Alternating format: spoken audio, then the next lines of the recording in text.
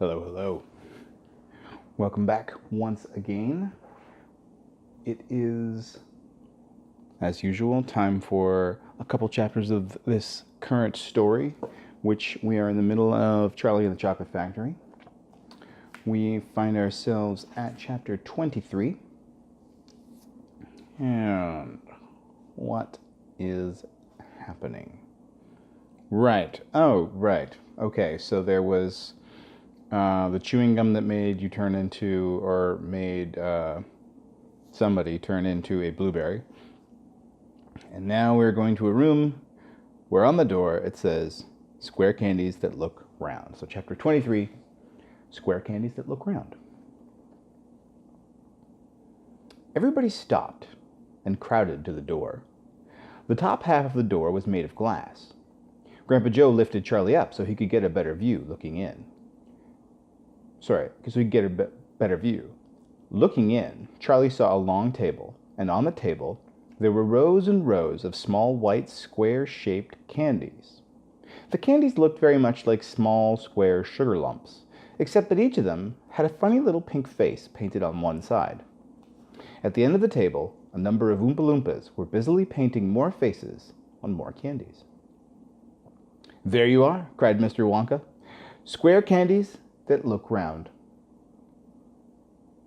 "They don't look round to me," said Mike TV. "They look square," said Veruca Salt. "They look completely square." "But they are square," said Mr. Wonka. "I never said they weren't." "You said they were round," said Veruca Salt. "I never said anything of the sort," said Mr. Wonka. "I said they looked round." "But they don't look round," said Veruca Salt. "They look square." "They look round," insisted Mr. Wonka. "They most certainly do not look round," cried Veruca Salt. "Veruca, darling," said Mrs. Salt, "pay no attention to Mr. Wonka. He's lying to you." "My dear old fish," said Mr. Wonka, "go and boil your head." "How dare you speak to me like that?" shouted Mrs. Salt. "Oh, do shut up," said Mr. Wonka. "Now, watch this." He took a key from his pocket and unlocked the door and flung it open, and suddenly, at the sound of the door opening, all of the rows and rows of little square candies looked quickly to see who was coming in. The tiny faces turned toward the door and stared right at Mr. Wonka. "There you are," he cried triumphantly. "They're looking round. There's no argument about it. They are square candies that look round." "By golly, he's right," said Grandpa Joe. "Come on," said Mr. Wonka, starting off down the corridor again. "On we go. We mustn't dawdle." "Butterscotch and butter gin," it said on the next door they passed. "Now that sounds a bit more interesting," said Mr. Salt, Veruca's father. "Glorious stuff," said Mr. Wonka. "The Oompa Loompas all adore it. It makes them tiddly. Listen, you can hear them in there now, whooping it up." Shrieks of laughter and snatches of singing could be heard coming through the closed door. "They're drunk as lords," said Mr. Wonka. "They're all drinking butterscotch and soda. They like that best of all. Butter gin and tonic is also very popular. Follow me, please. We really mustn't keep stopping like this." He turned left. He turned right. Then he came to a long flight of stairs. Mr. Wonka slid down the banisters. The three children did the same. Mrs. Salt and Mrs. TV, the only women now left in the party, were getting very out of breath. Mrs. Salt was a great fat creature with short legs, and she was blowing like a rhinoceros. "This way!" cried Mr. Wonka, turning left at the bottom of the stairs. "Go slower," panted Mrs. Salt. "Impossible," said Mr. Wonka. "We should never get there in time if I did." "Get where?" asked Veruca Salt. "Never you mind," said Mr. Wonka. "You just wait. You'll see." Chapter 24. Veruca in the Nut Room. Mr. Wonka rushed on down the corridor. "The Nut Room," it said on the next door they came to. "All right," said Mr. Wonka. "Stop here for a moment and catch your breath, and take a peek through the glass panel of this door. But don't go in. Whatever you do, don't go in the Nut Room. If you go in, you'll disturb the squirrels." Everyone crowded around the door. Oh, look, Grandpa, said Charlie. Squirrels, shouted Veruca Salt. Jeepers, said Mike TV. It was an amazing sight. 100 squirrels were seated upon high stools around a large table. On the table, there were mounds and mounds of walnuts, and the squirrels were all working away like mad, shelling the walnuts at a tremendous speed. These squirrels are specially trained for getting the nuts out of walnuts, Mr. Wonka explained. Why use squirrels? Mike TV asked. Why not use Oompa Loompas? Because, said Mr. Wonka, Oompa Loompas can't get walnuts out of walnut shells in one piece. They always break them in two. Nobody except squirrels can get walnuts whole out of walnut shells every time. It is extremely difficult. But in my factory, I insist upon using only whole walnuts. Therefore, I have to give squirrels to do the job. Aren't they wonderful? The way they get those nuts out, and see how they first tap each walnut with their knuckles to be sure it's not a bad one.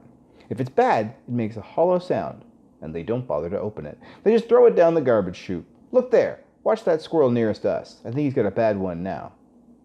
They watched the little squirrel as he tapped the walnut shell with his knuckles. He cocked his head to one side, listening intently. Then suddenly, he threw the nut over his shoulder into a large hole in the floor. Hey, Mummy, shouted Veruca suddenly. I've decided I want a squirrel. Get me one of those squirrels. Don't be silly, sweetheart, said Mrs. Salt. These all belong to Mr. Wonka. I don't care about that, shouted Veruca. I want one. All I've got at home is 2 dogs and 4 cats, and 6 bunny rabbits and 2 parakeets, and 3 canaries, and a green parrot, and a turtle, and a bowl of goldfish, and a cage of white mice, and a silly old hamster. I want a squirrel. All right, my pet, Mrs. Salt said soothingly. Mommy will get you a squirrel just as soon as she possibly can. But I don't want any old squirrel, Veruca shouted. I want a trained squirrel. At this point, Mr. Salt, Veruca's father, stepped forward. Very well, Wonka, he said importantly, taking out a wallet full of money. How much do you want for one of these crazy squirrels? Name your price. They're not for sale, Mr. Wonka answered. She can't have one. Who says I can't? Shouted Veruca. I'm going to grab me a squirrel this very minute. Don't, said Mr. Wonka quickly, but he was too late. The girl had already thrown open the door and rushed in. The moment she entered the room, 100 squirrels stopped what they were doing and turned their heads to stare at her with their beady black eyes. Veruca Salt stopped also and stared back at them. Then her gaze fell upon a pretty little squirrel sitting nearest to her at the end of the table. The squirrel was holding a walnut in its paws. All right, Veruca said, I'll have you. She reached out her hands to grab the squirrel, but as she did so, in that first split second when her hands started to go forward, there was a sudden flash of movement in the room, like a flash of brown lightning, and every single squirrel around the table took a flying leap towards her and landed on her body. 25 of them caught hold of her right arm and pinned it down. 25 more caught hold of her left and pinned that down. 25 caught hold of her right leg and anchored it to the ground. 24 caught hold of her left leg. And the one remaining squirrel, obviously the leader of them all, climbed up on her shoulder and started tapping the wretched girl's head with its knuckles. Save her, screamed Mrs. Salt. Veruca, come back. What are they doing to her? They're testing to see if she's a bad nut, Mr. Wonka said. You watch. Veruca struggled furiously, but the squirrels held her tight, and she couldn't move.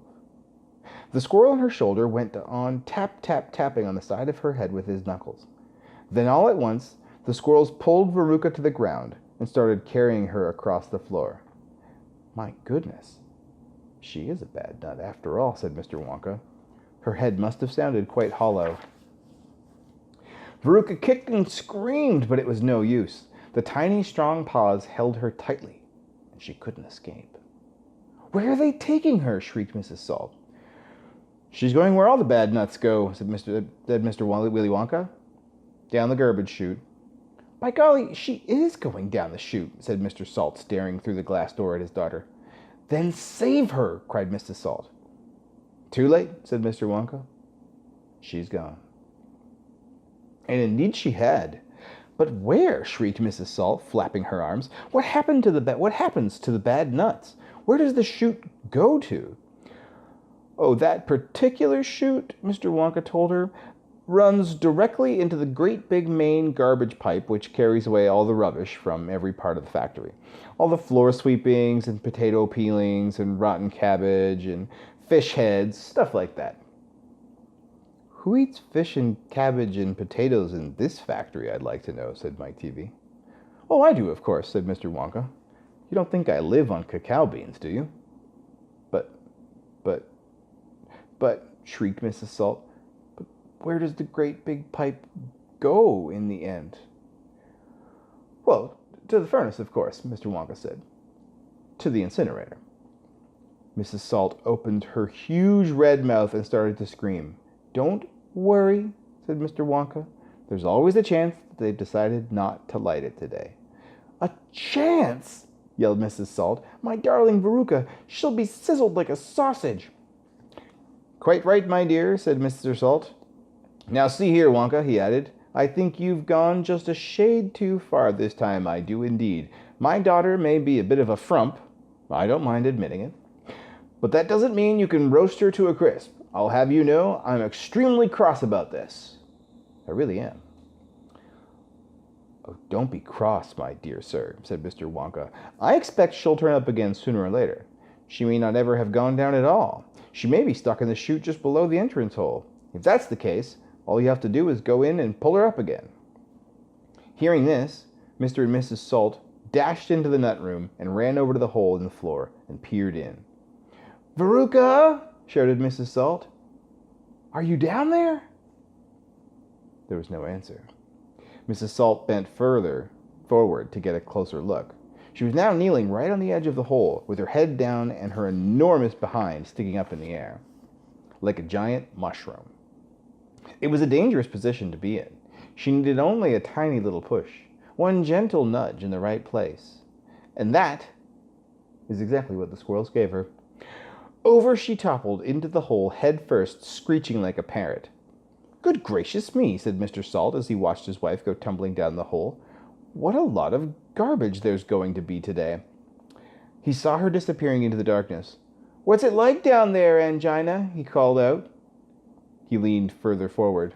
The squirrels rushed up behind him. Help! He shouted. But he was already toppling forward, and down the chute he went, just as his wife had gone before him, and his daughter. Oh dear, cried Charlie, who was watching with the others through the door. What on earth's going to happen to them now? I expect someone will catch them at the bottom of the chute, said Mr. Wonka. But what about the great fiery incinerator? Asked Charlie. They only light it every other day, said Mr. Wonka. Perhaps this is one of the days where they let it go out. You never know. They might get lucky. Shh, said Grandpa Joe. Listen. Here comes another song. From far away down the corridor came the beating of drums. Then the singing began. Veruca Salt, sang the Oompa Loompas. Veruca Salt, the little brute, has just gone down the garbage chute, and she was very rightly thought. And as we very rightly thought that in a case like this we ought to see the thing completely through, we've polished off her parents too.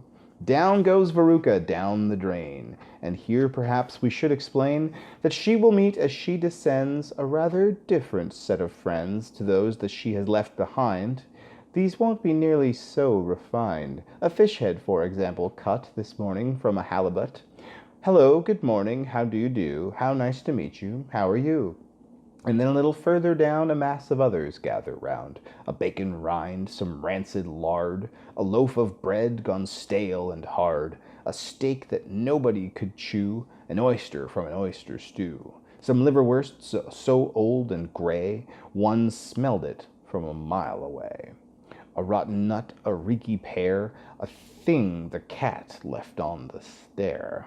and lots of other things as well, each with a rather horrid smell. These are Veruca's newfound friends that she will meet as she descends, and this is the price she has to pay for going so very far astray. But now, my dears, we think you might be wondering, is it really right that every single bit of blame and all the scolding and all the shame should fall upon Veruca Salt? Is she the only one at fault? For though she's spoiled, and dreadfully so, a girl can't spoil herself, you know. Who spoiled her then? Ah, who indeed? Who pandered to her every need? Who turned her into such a brat? Who are the culprits? Who did that? Alas, you needn't look so far to find out who these sinners are. They are, and this is very sad, her loving parents, Mom and Dad. And that's why we're glad they fell into the garbage chute as well. Well. That is the end of chapter 24. Interesting. We're getting very close now to the end. Very close indeed. We'll find out how things wrap up. But before the end, we'll be back for chapter 25. The Great Glass Elevator. But until then, as usual, it's pretty late. I'm awfully tired, so I'm going to get some sleep. Good night.